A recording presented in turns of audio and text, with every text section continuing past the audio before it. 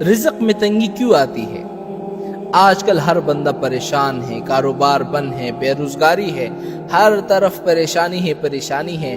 تو اب سوال یہ اٹھتا ہے کہ آخر ہمارے رزق میں تنگی آتی ہی کیوں ہے؟ اس کی کیا وجہ ہے؟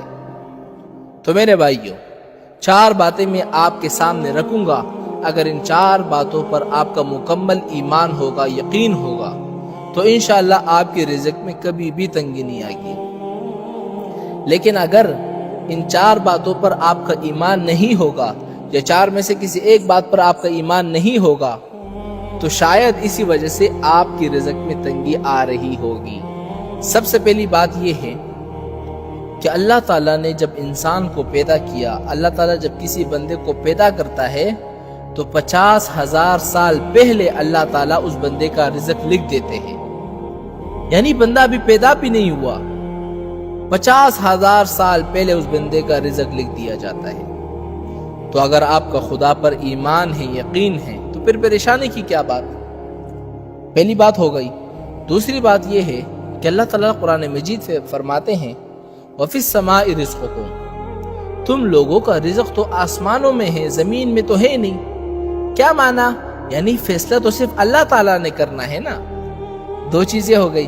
تیسری چیز یہ ہے کہ اللہ تعالیٰ نے ہر جاندار، ہر مخلوق، زمین میں، آسمان میں، فضاؤں میں، ہواؤں میں، بادل میں، بحر میں، نہر میں، ان سب کا رزق اپنے ذمے لگا دیا ہے۔ سبحان اللہ۔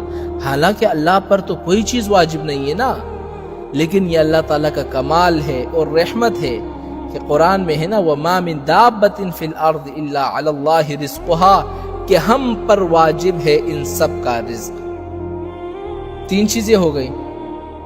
چوتھی چیز یہ ہے کہ ابھی بچہ ماں کے پیٹ میں ہوتا ہے، یعنی رحم میں ہوتا ہے، تو اللہ تعالیٰ فرشتوں کو حکم دیتے ہیں، اور حکم کیا دیتے ہیں کہ اے فرشتوں لکھو، اس بندے کا رزق لکھو کہ اس کو کتنا رزق ملے گا۔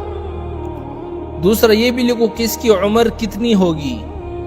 تیسرا یہ لکھو کہ اس کی موت کب ہوگی اور کہاں ہوگی۔ اور چوتھا یہ لکھو کہ یہ نیک بخت ہوگا یا بدبخت ہوگا۔ یعنی ہر چیز لکھی جا چکی ہے۔ یعنی ابھی بندہ ماں کے پیٹ میں ہوتا ہے، باہر بھی نہیں نکلا، تو اللہ تعالیٰ نے ہر چیز پہلے لکھ دی ہے۔ اور یہ بھی فرما دیا نحن قدرنا بینہم معیشتہم، کہ دنیا کی زندگی میں جو رزق ہے نا، ہم نے اس کو تقسیم کر دیا ہے۔ ورفعنا بعضہم فوق بعض، کسی کو ہم نے زیادہ کر دیا، کسی کو ہم نے اونچا کیا، کسی کو ہم نے نیچے کیا۔ اللہ یبسط الرزق لمن یشاء ویقدر، اللہ چاہے بڑھا دے چاہے کم کر دے۔ میرے بھائیو، یہ رزق ہماری قابلیت پر نہیں ہے، ورنہ آپ دیکھیں نا کتنے بڑے بڑے علامہ، کتنے بڑے بڑے علوم کے پہاڑ، وہ کھانے کی بھی محتاج تھے، دولت کی بھی محتاج تھے، کوئی گھر نہیں، کوئی ٹھکانہ نہیں۔ تو اگر ہمیں اللہ کی ذات پر ایمان ہے اور اللہ کے فیصلوں پر اگر ہمیں یقین ہے، تو پھر پریشان ہونے کی کوئی بات نہیں ہے۔ اس لیے ایک روایت میں آتا ہے نا کہ انسان کو جیسے اس کی موت ڈھونڈتی ہے نا، رزق بھی ڈھونڈتا ہے۔ یعنی موت اس کو ڈھونڈتی ہے کہ اس کو کہاں پر مرنا ہے، وہیں اس کو موت آتی ہے، تو رزق بھی اس کو ڈھونڈتا ہے۔ اس بندے کو اس وقت تک موت نہیں آئے گی جب تک اس کو اس کا پورا رزق نہیں ملے گا۔ اب آخری بات یاد رکھنا، یہ بڑی اہم بات ہے کہ ایسی پریشانی اور رزق میں تنگی آخر آتی کیوں ہے، اس کی کیا وجہ ہے؟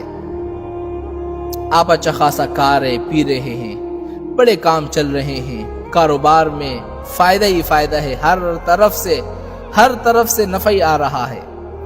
قرآن میں اللہ تعالیٰ نے ایک مثال ذکر کی ہے، پہلے میں آپ کو وہ بتا دیتا ہوں۔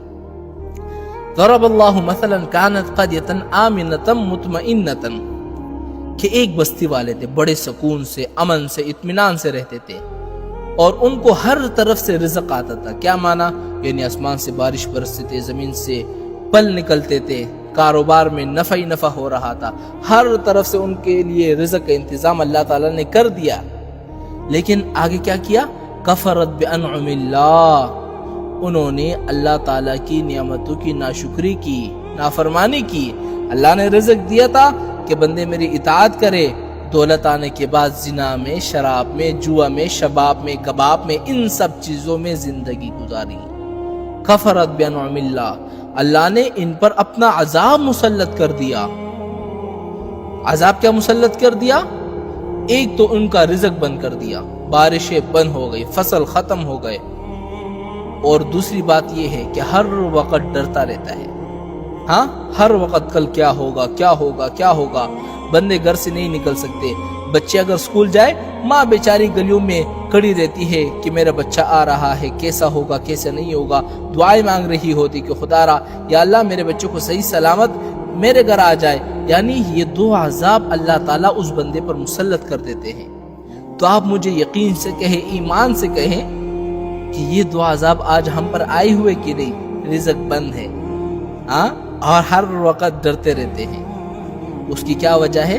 قرآن خود کہتا ہے بما کانوا یعملون، ان سب کی وجہ یہ ہے کہ جو تم نے گناہ کیے ہیں نا، یہ انہی کی سزا ہے۔ اور یہ بھی حضور کا فرمان ہے کہ کوئی عذاب، کوئی مصیبت، کوئی پریشانی اس وقت تک نہیں آتی مگر جو تم لوگوں نے گناہ کیے ہوتے ہیں۔ تو اب یہ رزق میں تنگی، یہ سارا پریشانی آپ کے کیسے ختم ہوں گے؟ حضور نے کیا فرمایا؟ الا بتوبۃ، جب تک بندہ توبہ نہ کرے۔ اس لیے میرے بھائیوں ہمیشہ یاد رکھیں کہ یہ جو پریشانی ہے، یہ جو بھوک ہے، یہ جو ڈر ہے، یہ سب اسی وجہ سے ہے کہ ہم نے اللہ تعالیٰ کی نعمتوں کی ناشکری کی۔ اللہ تعالیٰ کی نعمتوں میں شکر کرنے کے بجائے، عبادت کرنے کے بجائے گناہوں میں زندگی گزاری۔ اور اب ہم لوگ اس اسٹیٹ پر پہنچ چکے ہیں کہ گناہ کو گناہ بھی نہیں سمجھتے نا۔ یہ ہماری آخری حد ہے بربادی کی۔ ایک تو یہ ہے کہ بندہ گناہ کرتا ہے اور یہ سمجھتا ہے کہ میں گناہ کر رہا ہوں، غلط کر رہا ہوں، اللہ کی طرف وہ لوٹ جاتا ہے، اللہ سے شرمندہ ہوتا ہے، توبہ کر لیتا ہے۔ لیکن ایک ہے جو گناہ کو گناہ بھی نہیں سمجھتا، فخر کرتا ہے کہ جی ہم تو انجوائے کر رہے ہیں۔ آج شادیوں پر، بڑے بڑے ہوٹلوں میں، کلبوں میں، آج بڑے بڑے پارٹیوں میں ایسے ایسے گناہ ہو رہے ہیں کہ ایسا معلوم ہوتا ہے کہ ابلیس ان علاقوں سے چھٹی کر گیا ہے۔ یعنی ابلیس بھی کہتا ہوگا، شیطان بھی کہتا ہوگا کہ اب میری یہاں پر ضرورت نہیں ہے، یہ لوگ تو پہلے سے بھٹکے ہوئے ہیں، یہ تو اتنے بھٹکے ہوئے ہیں، یہ تو مجھ سے بھی زیادہ بھٹکے ہوئے ہیں۔ تو ان سب کا علاج کیا ہے؟ ان سب کا علاج یہ ہے کہ اللہ تعالیٰ کی قدرت پر یقین رکھو، اللہ تعالیٰ کی رحمت کی طرف لوٹ آؤ، اللہ تعالیٰ کے دروازے پر آؤ، توبہ کرو اور آ کر گر گڑاؤ، اللہ سے مانگو، عاجزی سے مانگو۔ توبہ کرو گے انشاءاللہ میں کہ گارنٹی دیتا ہوں رزق میں تنگی ختم ہو جائے گی۔